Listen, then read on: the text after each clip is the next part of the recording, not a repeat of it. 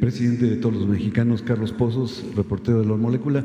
Usted nos había dejado una tarea, que consiguiéramos los nombres de los 95 senadores que votaron a favor de la reforma energética. No le voy a dar los 95, pero sí los principales. Le quiero decir que a favor de la reforma energética del Partido Revolucionario Institucional votaron David Penchina, que era el presidente de la Comisión de Energía, Carlos Romero Deschamps, Omar Fayad Meneses, Héctor Yunes Landa, Claudia Artemisa Parlovich, Emilio Gamboa Patrón, Humberto Domingo Mayans, Enrique Burgos, Félix Arturo González Canto, Manuel Cavazos Lerma, Roberto Armando Albores, René Juárez Cisneros, José Francisco Yunes Zorrilla, Manuel Humberto Cota Jiménez. Eso es por parte del PRI. Por parte de Acción Nacional, Luisa María Calderón Hinojosa, Salvador Vega Casillas, Ernesto Cordero Arroyo, Juan Carlos Romero Hicks, Francisco García Cabeza de Vaca, Francisco Domínguez Servín, Roberto Gil Suart y Javier Lozano Alarcón. Y por parte del Partido Verde Ecologista, Ninfa Salinas Sada, Jorge Emilio González Martínez, Pablo Escudero Morales. Y también habla mucho de quienes votaron en contra. En contra votaron por parte del PRD Rabín Sabat Salazar, Fernando Mayans, Adán Augusto López, Zoé Robledo, y por parte del PT Manuel Bartlett. Esos son los nombres de los senadores que votaron y esa fue la tarea que nos dejó, presidente. Sí, mire, yo creo que con la detención del señor Lozoya se van a aclarar muchas cosas, porque se va a saber si para la aprobación de esa reforma hubo dinero de por medio. Es decir, si se compró la reforma. Por eso es muy importante el que la Fiscalía haya resuelto arreglar jurídicamente la extradición del señor Lozoya como testigo colaborador o como testigo protegido, porque esa información que pueda proporcionar va a ayudar mucho en el propósito de limpiar de corrupción a México, de purificar la vida pública. Y no es solo lo de la reforma energética, está lo del asunto de Odebrecht, de los contratos que se entregaron a Odebrecht y los sobornos que entregó Odebrecht. Esto no es un secreto.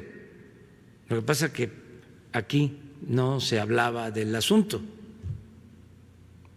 pero el señor Odebrecht, como testigo protegido en Estados Unidos, dio a conocer que en México entregó sobornos por 10.500.000 $, y que por esos sobornos obtuvo utilidades de alrededor de 40 millones de dólares. Eso está en las declaraciones de Odebrecht en Estados Unidos o de esa información, se tiene conocimiento. Entonces hay que ver qué tipo de contratos. Se habla de una planta de etileno en Coatzacoalcos que se contrató y Pemex entregó gas, se comprometió a entregar gas para la planta, dejando sin gas a las plantas de Pemex. ¿Sí? Un contrato muy desfavorable a Pemex. O sea, se agravó la situación financiera de Pemex, se afectó a Pemex con ese acuerdo. Y además la planta se financió con créditos de la Banca de Desarrollo de México. Entonces, sí, es un asunto relevante. No hay que generalizar, no hay que decir que todos los legisladores fueron sobornados, eso no. Además, no adelantar vísperas, no especular. Si se tiene el compromiso del señor Lozoya de dar la información a cambio de una reducción de pena, porque así es el procedimiento, cuando hay un testigo protegido, por la información que ofrece para profundizar en la investigación, castigar a más involucrados. Y algo que es muy importante en el caso de México y en todos los casos, ¿no? En Estados Unidos lo practican mucho, la recuperación del dinero. Sí. Nosotros queremos recuperar dinero. Por ejemplo, si hubo un sobreprecio en la planta de fertilizante, se calcula que fue un sobreprecio de $200 millones.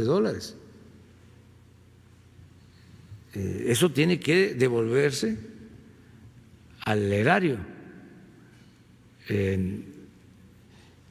Por eso yo no veo mal el procedimiento que no se aplicaba en México, aunque existe. Creo que se aplicaba en el caso de delincuentes vinculados con el narcotráfico, pero no a delincuentes de cuello blanco. Ya ven que había la diferencia, ¿no? No se tocaba la delincuencia de cuello blanco, eran como los hijos predilectos del régimen, y sí, y no a todos, los delincuentes comunes. Ahora es parejo. Entonces sí va a ser muy interesante lo que informe el señor Lozoya. Mi primera pregunta, señor presidente, ¿qué va a pasar con el círculo de Emilio Lozoya? Le hablo de los nombres de Froilán García Galicia, de Víctor Díaz Solís, de Alejandro Martínez Ibájar, de Miguel Tame, de Leonardo Cornejo, de Carlos Roa Rodríguez y de Rodrigo Arteaga Santoyo. El señor Lozoya pues no actuaba solo, necesitaba de estas personas que al parecer pues ya también están en investigación. ¿Qué va a pasar con ellos? Y con esto, presidente, la refinería Dos Bocas se va a ver afectada, le digo, porque también el director de PTI el ingeniero, déjeme ver, el ingeniero Leonardo Cornejo, pues tuvo que ver también con algunas adjudicaciones en el caso de Odebrecht, y usted dijo en enero que pues no se iba a contratar a nadie que tuviera algún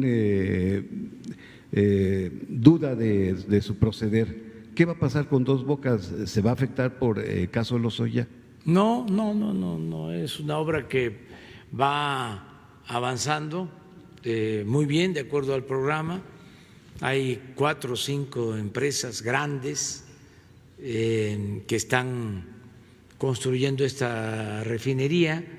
Si un servidor público de Pemex está involucrado en este asunto y se demuestra de que es culpable, porque no se puede juzgar a nadie a priori, no puede haber juicios sumarios, si en el proceso legal es responsable, pues se le suprime el cargo y se pone a disposición de la autoridad competente para ser juzgado y lo sustituye otra persona y la obra no se detiene para nada. Afortunadamente hay muchos buenos ingenieros en Pemex, estamos rescatando a Pemex por los trabajadores de Pemex que están ayudando, los ingenieros de Pemex. Lo mismo en el caso de la Comisión Federal de Electricidad, se está rescatando porque las 2 empresas quedaron en bancarrota, las querían desaparecer en el periodo neoliberal, tanto a Pemex como a la Comisión Federal de Electricidad. Y los trabajadores de la Comisión Federal de Electricidad están ayudando, contentos, porque estamos rescatando a Pemex, rescatando a la Comisión Federal de Electricidad. Estaban tomadas las empresas, se había privatizado todo, eran buenos negocios privados, malos negocios públicos. Lo mismo en el caso de Ferrocarril, en todos. O sea, era atracar a Pemex, atracar a la Comisión Federal de Electricidad.